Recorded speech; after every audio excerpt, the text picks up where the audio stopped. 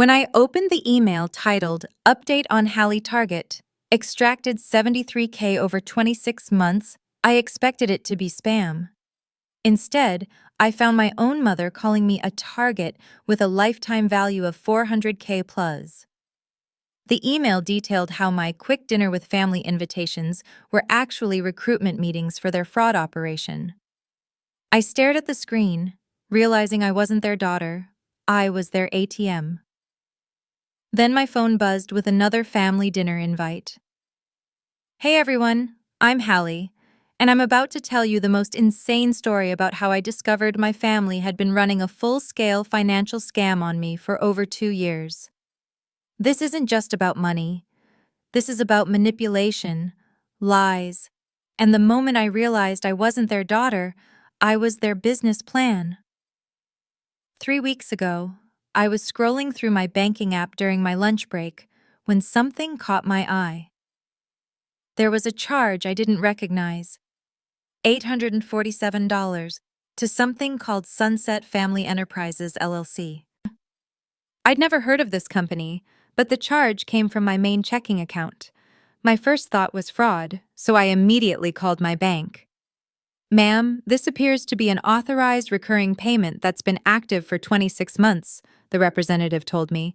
You set it up yourself using your online banking. 26 months? I had no memory of setting up any payment to any company with that name. But here's where it gets crazy. When I dug deeper into my account history, I found 17 more charges to various LLCs I'd never heard of. We're talking about $73,000 that had been systematically drained from my accounts over 2 years. $73,000. I sat in my car in the parking lot of my office building, staring at my phone screen, feeling like I was going to throw up. How do you lose track of that much money? But then I remembered something that made my blood run cold. 2 years ago, my brother Connor had started college, and my parents were struggling with the tuition payments. My mom had called me crying, saying they might have to take out a second mortgage on the house. Being the good daughter I am, I offered to help with a monthly contribution. They were so grateful, so appreciative. My dad even wrote me a handwritten thank you note saying I was saving the family. But instead of giving them cash or writing checks directly to the school, my mom had insisted I set up automatic payments through their new family financial management system. She said they'd hired a professional company to handle all the family's bills and expenses more efficiently. It would be easier for everyone, she explained, and I could just set up one simple transfer each month. I trusted them. Why wouldn't I? They're my parents. So I sat there in my car realizing that Sunset Family Enterprises and all those other LLCs were probably connected to my family. But I needed proof before I confronted anyone. That evening, I did something I'd never done before. I hired a private investigator. I know it sounds extreme, but $73,000 is extreme. I needed to know exactly where my money had been going. 3 days later, Marcus, my PI, called me with results that shattered my understanding of my family forever. Hallie, you need to sit down for this, he said. Sunset Family Enterprises is registered to your parents' address. Your mother is listed as the CEO, your father as CFO, and your brother Connor as financial coordinator. But that's just the beginning. He sent me a 40-page report that read like a crime novel. My family hadn't just been taking my money. They'd been running a sophisticated operation. They'd created multiple shell companies, all designed to funnel money from my accounts into theirs. But the most shocking part? They'd been doing this to other family members too. My cousin Sarah, who lives in Denver, had been contributing to something called Mountain View Holdings for 18 months. My uncle David had been paying into Coastal Investment Group. Even my 78-year-old grandmother had been sending monthly payments to Golden Years Management, LLC. We weren't a family, we were a network of unwitting investors in my parents' lifestyle fund. The report showed exactly where the money had gone. My contribution alone had funded a $15,000 kitchen renovation, a $22,000 European vacation, Connor's entire college tuition plus his housing, a brand new Tesla Model Y, and dozens of smaller expenses like spa treatments, designer clothes, and premium restaurant meals. But here's the part that broke my heart the most. While they were living this lavish lifestyle on our money, they'd been playing the struggling family act perfectly. Every family gathering, they'd talk about how tight money was, how they were just getting by, how grateful they were for any help we could provide. I spent that night staring at the ceiling, planning my next move. I could have called the police immediately. What they were doing was definitely fraud, but I wanted to see how deep this rabbit hole went. I wanted to catch them in the act. So I decided to play along, but with a twist. The next morning I called my mom. "Hey Mom, I've been thinking about increasing my monthly contribution to the family fund. Business has been really good lately, and I'd love to help more." You could hear the excitement in her voice. "Oh, sweetheart, that's so generous of you. How much were you thinking?" I was thinking maybe doubling it. Instead of the usual amount, what if I sent $1,500 a month? There was a pause, and then she practically squealed. "Hallie, that would be incredible. You're such an angel. The family is so lucky to have you."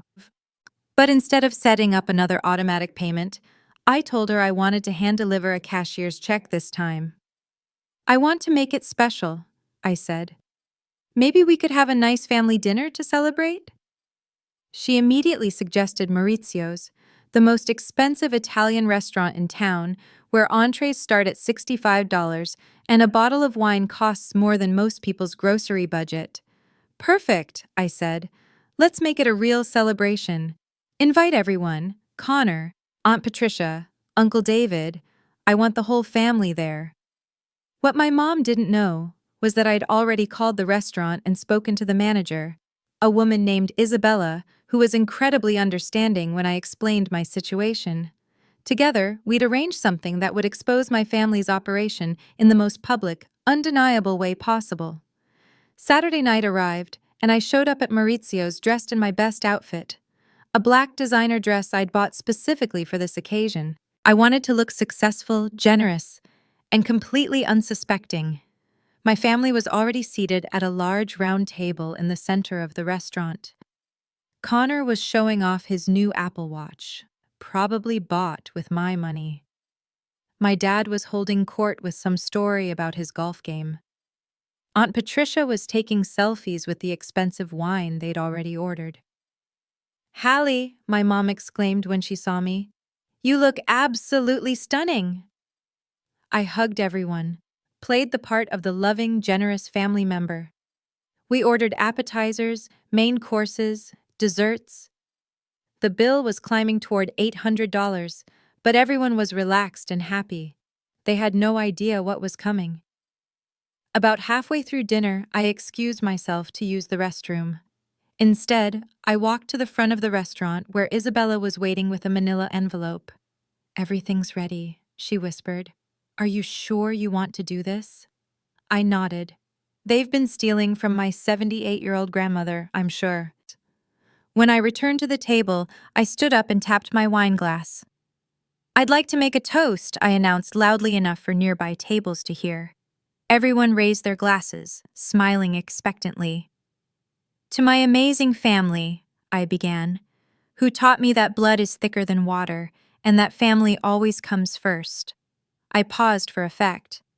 "And to Sunset Family Enterprises, Mountain View Holdings, Coastal Investment Group, and Golden Years Management, LLC." The smiles started to fade. Connor actually choked on his wine.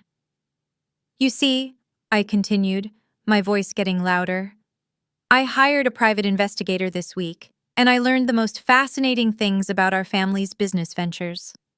I pulled out the manila envelope and started reading from the report. "For example, I discovered that over the past 26 months, you've collectively stolen $127,000 from family members through fraudulent shell companies." The restaurant was getting quiet. Other diners were starting to stare. My dad tried to interrupt. Hallie, what are you— I'm not finished, Dad. Or should I say, CFO of Sunset Family Enterprises. I looked around the table at their horrified faces. Did you really think I'd never figure out that you've been running a fraud operation using your own family as victims? I reached into my purse and pulled out my phone. But here's my favorite part. While you've been stealing our money, you've been documenting your spending on social media like it's a trophy collection. I started scrolling through screenshots I'd taken. Here's Connor posting from his spring break trip to Cabo, paid for with money stolen from Grandma Rose. Here's you, Mom, showing off your new Tesla, license plate clearly visible, purchased 3 months after you increased my contribution.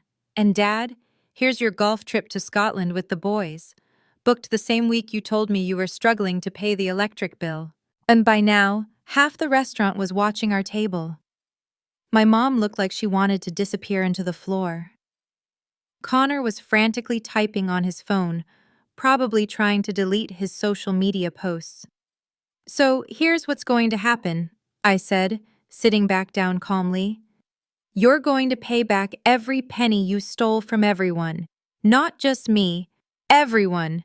And you're going to do it publicly so the whole family knows exactly what kind of people you really are. I stood up again and looked around the restaurant. Ladies and gentlemen, I apologize for the disruption, but I wanted witnesses for what I'm about to say next. I turned back to my family. If you don't start making restitution payments within 1 week, I'm filing criminal charges for fraud, identity theft, and elder abuse. That last one is a felony in this state, by the way. The silence was deafening. Then I did something that felt absolutely perfect. I opened my purse, pulled out a $20 bill, and placed it on the table. This should cover my salad and water, I said. The rest of the bill is all yours. Consider it your first restitution payment.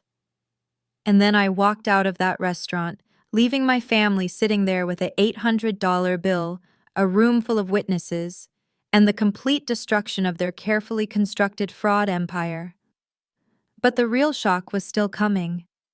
Because what I discovered next would prove that everything I thought I knew about my family was just the tip of a much larger, much darker iceberg.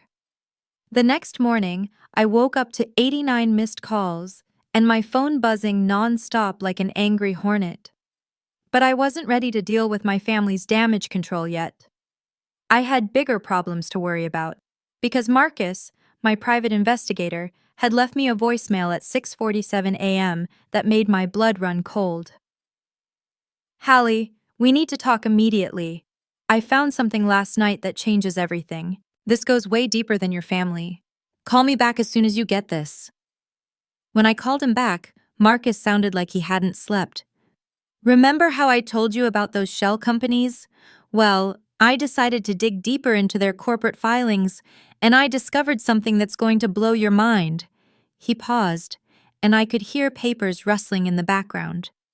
Your parents aren't just running a family scam, they're part of a much larger operation. Those LLCs? They're connected to at least 47 other shell companies across 6 states. We're talking about a multi-million-dollar fraud network, and your family is just one branch of it. I felt like someone had punched me in the stomach. What do you mean? I mean your parents are working with other families to systematically defraud their own relatives. It's like a franchise system for family fraud. They have training materials, Hallie. Actual PowerPoint presentations on maximizing family resource extraction and building sustainable guilt-based revenue streams. Marcus sent me the files, and I spent the next 3 hours reading the most disturbing documents I'd ever seen. They had spreadsheets tracking which family members were most likely to give money, psychological profiles of potential targets, and even scripts for different scenarios. The medical emergency script, the financial hardship script, the family unity script. But the worst part? They had a whole section dedicated to succession planning, teaching their children how to continue the operation when they got older. Connor wasn't just a beneficiary of their fraud. He was being trained to be the next generation of family scammers. I found emails between my parents and their colleagues in other states, sharing success stories and strategies. One email from my mom to someone named Regional Coordinator Sandra made me physically sick. Update on Hallie Target. Extracted 73K over 26 months. Subject shows high guilt responsiveness and family loyalty conditioning. Recommend graduating to Advanced Emotional Manipulation Protocols. Connor successfully recruited and showing natural aptitude for the work. Estimated lifetime value 400K plus. They had turned manipulating me into a science. But here's what really broke me. They had files on my grandmother Rose. My sweet 78-year-old grandmother, who sends me handwritten birthday cards and still believes the best in everyone. They had been systematically draining her Social Security checks for 2 years, convincing her that she was helping the family stay together during tough times. The paperwork showed they'd taken $34,000 from her, money she needed for her medications and living expenses. While she was rationing her heart medication to afford groceries, my parents were using her money to pay for Connor's spring break trips and my mom's spa days. That's when I made a decision that would change everything. I called the FBI. Agent Rebecca Martinez from the Financial Crimes Division met me at a coffee shop downtown 3 hours later. She was a no-nonsense woman in her 40s who'd been investigating organized fraud for over a decade. What you're describing sounds like what we call affinity fraud, she explained. Criminals who exploit trust relationships to commit financial crimes. But if this is as organized as you're suggesting, we could be looking at racketeering charges. I handed her copies of all the evidence Marcus had gathered, the shell company documents, the email communications, the training materials, everything. Agent Martinez studied the papers, her expression getting more serious with each page. Hallie, this is huge. If even half of this checks out, we're looking at a federal investigation involving multiple states and potentially hundreds of victims. She leaned forward. But I need to ask you something important. Are you willing to go undercover for us? My heart stopped. What do you mean? Your family doesn't know that you've discovered the full scope of their operation yet. They think you just found out about your personal situation. If you're willing to work with us, we could use you to gather evidence on the entire network. The idea terrified me, but thinking about my grandmother rationing her medication while my family lived large on her money made my decision easy. What do I need to do? Agent Martinez smiled. First, you're going to apologize to your family. 2 days later, I was sitting in my parents' living room, playing the role of the contrite daughter who'd overreacted at the restaurant. It was the hardest acting job of my life. I'm so sorry about Saturday night, I said, looking at my mom with fake tears in my eyes. I was just so shocked about the money, and I handled it completely wrong. I was embarrassed and angry, and I took it out on you unfairly. My mom practically melted. Oh, sweetheart, we understand. Money issues can make families crazy. We're just so glad you came to your senses. My dad nodded gravely. We've been doing some thinking, too. Maybe we weren't completely transparent about how the family financial system works. We should have explained it better from the beginning. Connor, who'd been silent until now, suddenly perked up. Actually, maybe this is a good time to bring Hallie into the inner circle. She's obviously smart enough to figure things out anyway. I had to bite my tongue to keep from screaming. The inner circle. They were actually going to recruit me into their fraud operation. What followed was the most surreal conversation of my life. My own family sat me down and explained, with PowerPoint slides on my dad's laptop, how their family wealth optimization system worked. They showed me charts of their portfolio of family members, ranked by income level and emotional vulnerability scores. They had my cousin Sarah rated as a high-value, medium-maintenance target because she made good money but was going through a divorce and feeling emotionally fragile. They explained their territory system, how they coordinated with other families across the country to share strategies and avoid overlap. Apparently, there was a whole network of families running similar operations, and they met at an annual conference in Las Vegas every year called the Family Resource Summit. The FBI recording device in my purse was capturing every word. The beauty of the system, my dad explained proudly, is that it's almost impossible to prosecute. What jury is going to convict parents for accepting help from their successful children?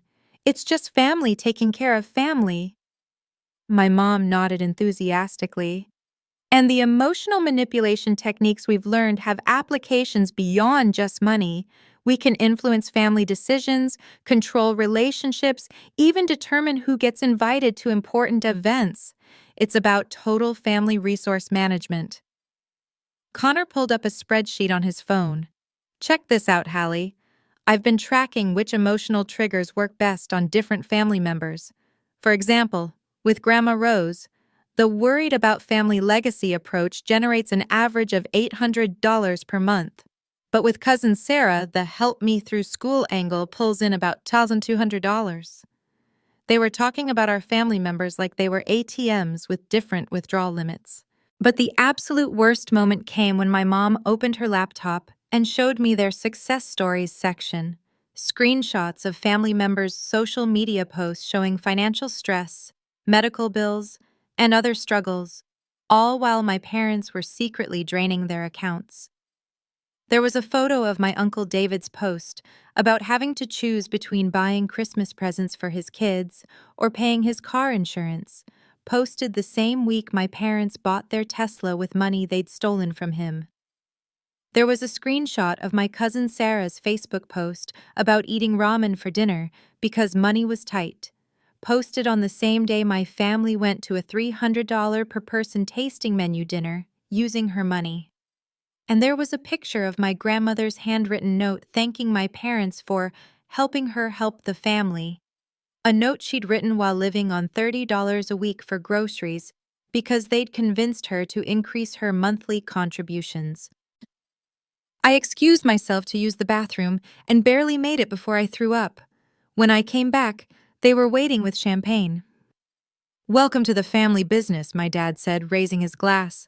"With your income level and your connections, we estimate you could help us scale up to pulling in about $300,000 a year from the extended network."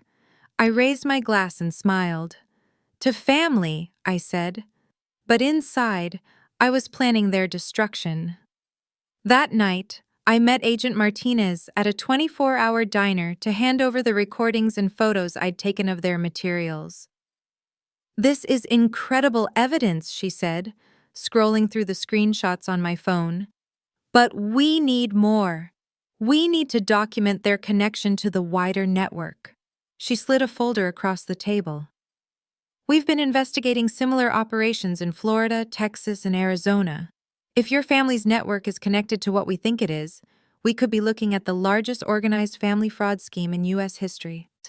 I opened the folder and saw photos of families I didn't recognize, but the materials were identical. The same PowerPoint templates, the same emotional manipulation scripts, even the same spreadsheet formats. "How many people are they doing this to?" I asked. Agent Martinez's expression was grim. "Based on what we've uncovered so far, we estimate over 3,000 victims across 12 states, with total losses in the tens of millions.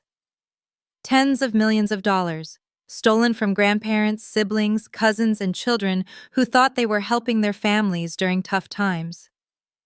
"There's something else," she continued. "We've identified the leaders of this organization. It's being run by a couple in Nevada named Richard and Diana Blackwood. They've been recruiting families and teaching these techniques for over 8 years." She showed me a photo of a middle-aged couple standing in front of a mansion in Las Vegas. "The Blackwoods make their money by taking a percentage of everything their franchisee families steal, plus they charge for training materials and annual conference fees. They've built an empire on teaching people how to financially abuse their own relatives." I stared at the photo, feeling sick. These people had turned family manipulation into a business model, and my parents had been eager students. What's our next step? I asked. Agent Martinez smiled. Your family mentioned that annual conference in Vegas, right? Well, it's happening in 3 weeks, and you're going to be there with them, wearing a wire. As I drove home that night, I realized that exposing my family's fraud was just the beginning. We were about to take down an entire criminal organization that had been destroying families across the country for nearly a decade. But first, I had to survive 3 more weeks of pretending to be excited about joining their criminal enterprise. 3 weeks of sitting at family dinners, knowing that every dollar they spent was stolen from people who loved and trusted them. 3 weeks of watching my sweet grandmother thank them for letting her contribute to the family's success while they drained her bank account dry. The hardest part wasn't going to be taking them down. The hardest part was going to be looking them in the eye every day and pretending I still loved them, when the truth was, I wasn't sure the people I'd thought were my family had ever really existed at all. But I was about to find out just how deep this rabbit hole went. Because what we discovered in Vegas would reveal that everything I thought I knew about organized family fraud was just scratching the surface of something much more sinister. 3 weeks later, I was standing in the lobby of the Bellagio in Las Vegas, wearing a $2,000 dress and a wire transmitter that cost more than my car. The irony wasn't lost on me. I was dressed like someone who had money to burn, when in reality I was about to help the FBI burn down the entire criminal empire that had been stealing from families across the country. The Family Resource Summit was being held in one of the hotel's luxury conference centers, disguised as a legitimate business conference. The welcome banner read, "Building Stronger Financial Futures Through Family Unity," corporate speak for how to steal from your relatives without getting caught. Agent Martinez's voice crackled softly in my nearly invisible earpiece. Remember, Hallie, you're just there to observe and record. Don't try to be a hero. We have teams positioned throughout the hotel. My parents were practically glowing with excitement as we checked in. Connor had been talking nonstop during the entire flight about meeting the industry leaders and learning advanced techniques. It took every ounce of self-control I had not to punch him in the face. This is so exciting, my mom whispered as we walked toward the conference center. The Blackwoods personally invited us to the VIP reception tonight. Apparently, they want to discuss expanding our territory into Northern California. Northern California. More families to destroy. More grandparents to manipulate.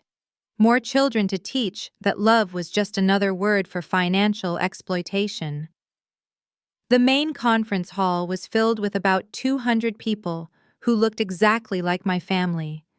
Middle-aged, well-dressed, and radiating the kind of fake warmth that comes from years of practice manipulating the people who trusted them most.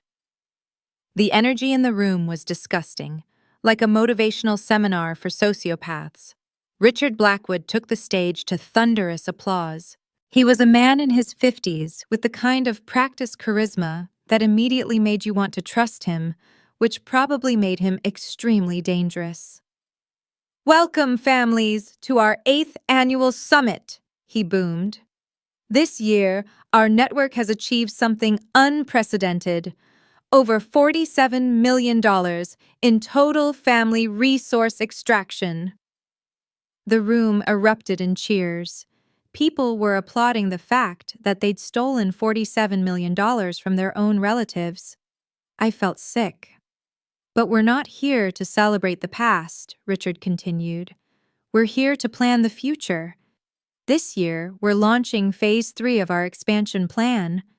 We're going international." International. They were planning to export their family fraud system to other countries. Diana Blackwood, a perfectly coiffed woman who looked like she could be hosting a cooking show, joined her husband on stage. "We've already established partnerships with family networks in Canada, the UK, and Australia. By next year, we project global revenues of over $200 million annually."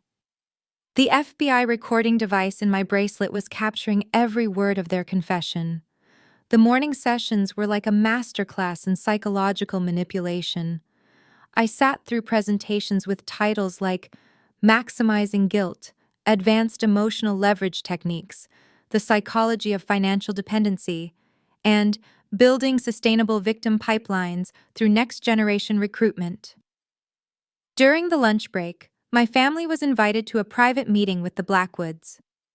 As we walked into their luxury suite, I noticed Agent Martinez disguised as hotel staff, adjusting flowers near the elevator. The cavalry was close.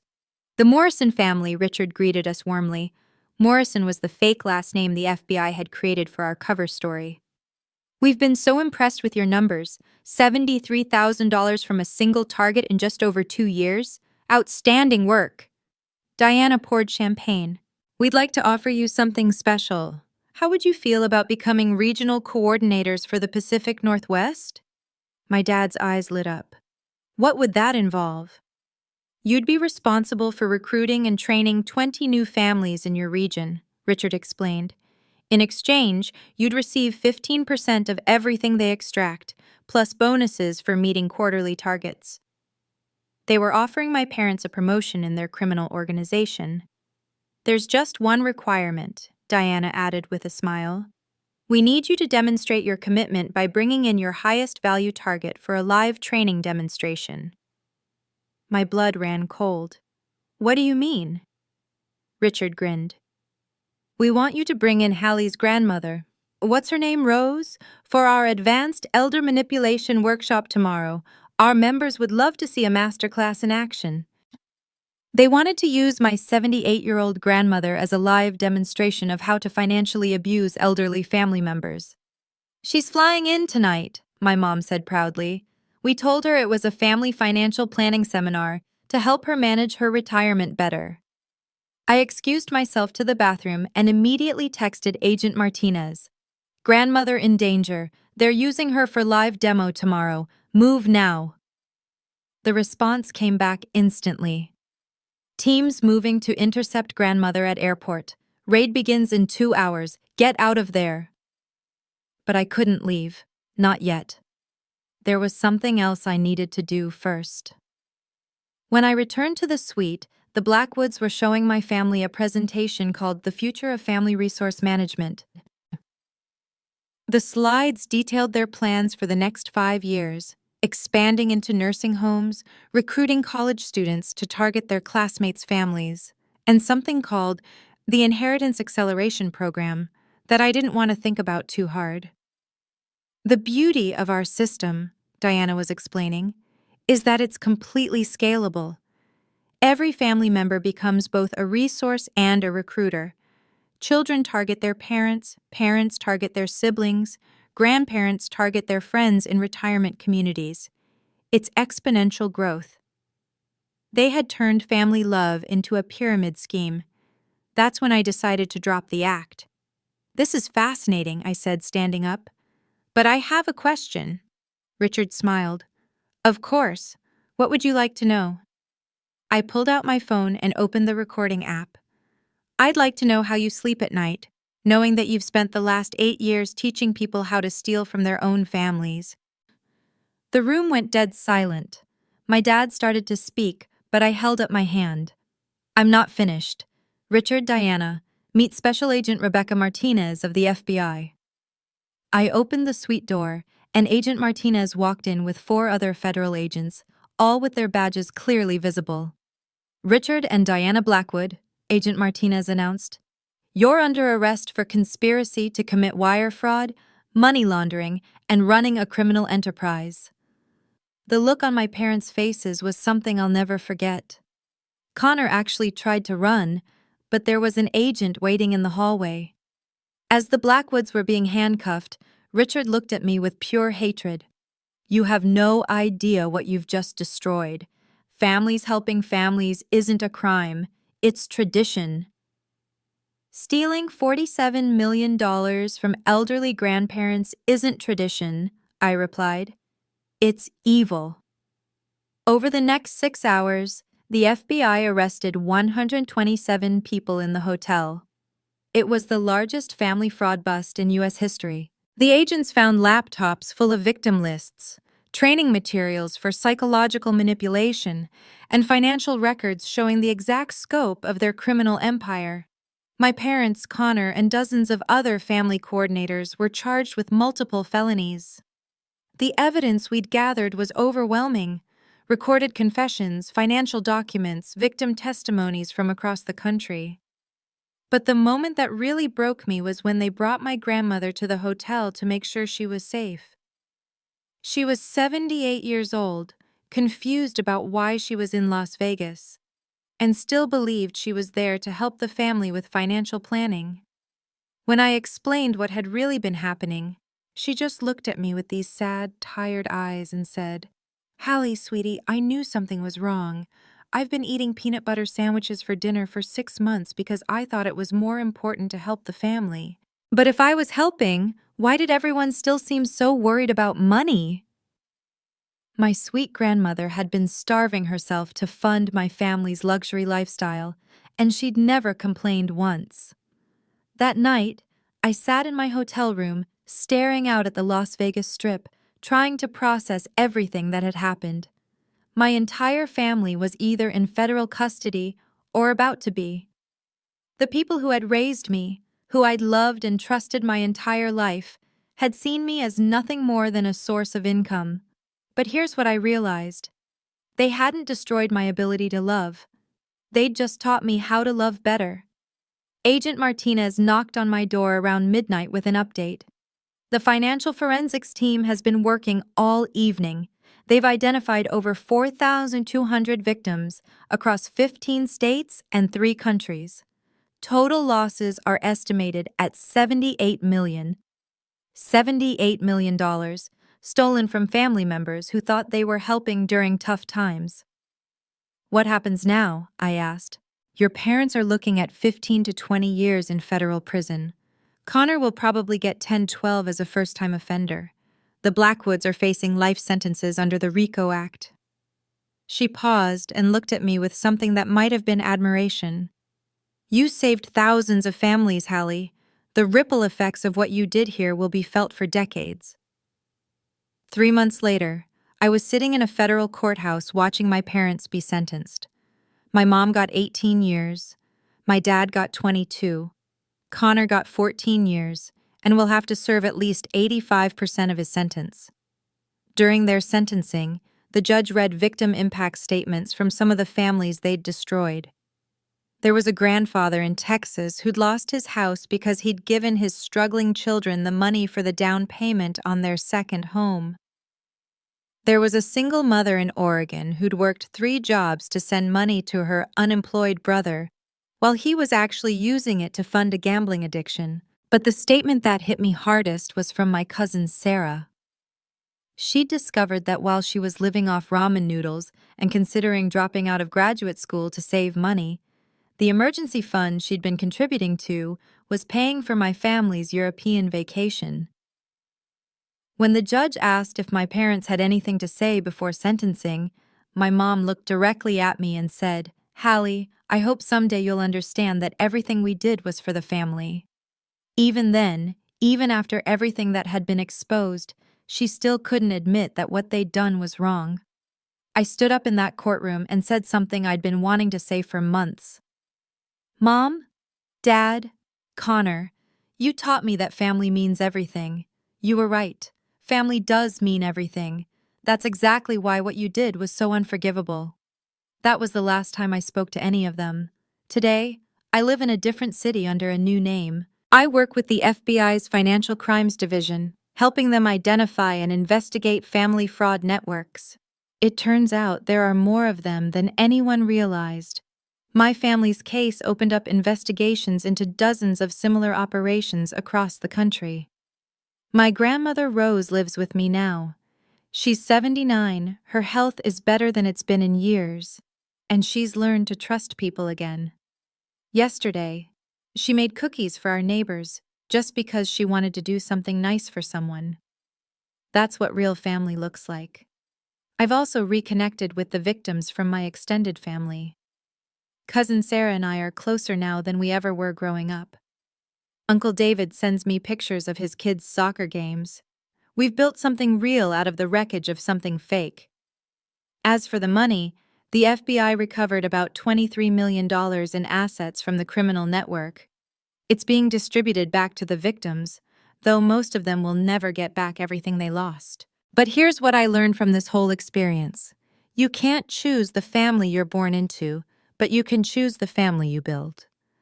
The people in my life now are there because they want to be, not because they need something from me. They celebrate my successes without calculating how those successes might benefit them. They love me even when I have nothing to give them but my time and attention. That's what family actually means. Sometimes people ask me if I regret turning in my own family. The answer is simple. They stopped being my family the moment they decided I was more valuable as a resource than as a daughter. I don't miss them. I miss the people I thought they were. But those people never existed. What I have now is better than what I lost, because what I have now is real. And if you're listening to this story and recognizing patterns in your own family, if there are people in your life who only call when they need something, who make you feel guilty for having boundaries, who treat your success as their windfall, trust your instincts. Real love doesn't come with a price tag. Real family doesn't treat you like a business opportunity. And if you ever find yourself choosing between keeping the peace and protecting yourself, choose yourself. Every time. You're not responsible for funding other people's dreams at the expense of your own. You're not obligated to set yourself on fire to keep someone else warm, even if they raised you. And you're definitely not required to smile and say thank you while someone systematically destroys your financial future in the name of family loyalty. I learned these lessons the hard way, but I learned them. And now I'm sharing them with you, because the most important thing my family actually taught me was this. The truth is always worth fighting for, even when the truth is terrible, especially when the truth is terrible. My name is Hallie, and this is how I discovered that sometimes the most loving thing you can do for your family is to stop enabling them to hurt you. And sometimes the most loving thing you can do for yourself is to walk away.